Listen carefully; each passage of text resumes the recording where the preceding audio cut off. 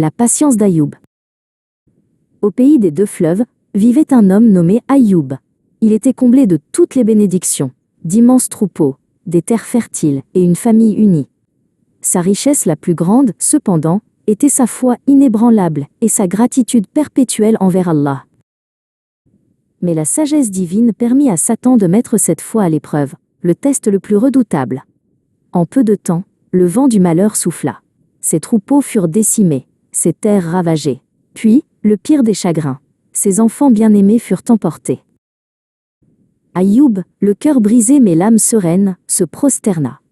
À Allah nous appartenons et à lui nous retournerons. Seigneur, tu m'as donné et tu as repris. Que ton nom soit béni. Il accepta le décret divin, faisant de la perte un acte de gratitude. L'épreuve ne s'arrêta pas là.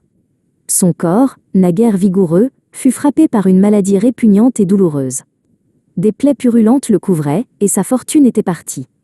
Le monde, jadis plein, se vida, mais sa foi resta. Seule son épouse, Rahma, une femme d'une foi et d'une loyauté exemplaires, resta à ses côtés. Pour subvenir à leurs besoins, elle travaillait comme servante, supportant la pauvreté et les railleries, sans jamais se plaindre.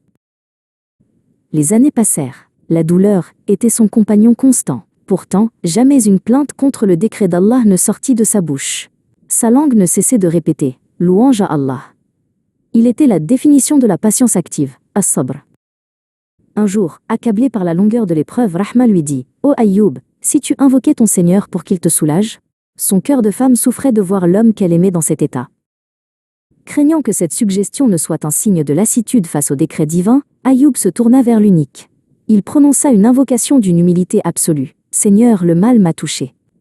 Mais tu es le plus miséricordieux des miséricordieux. » Cette invocation traversa les cieux. Allah l'exauça immédiatement. « Frappe la terre de ton pied.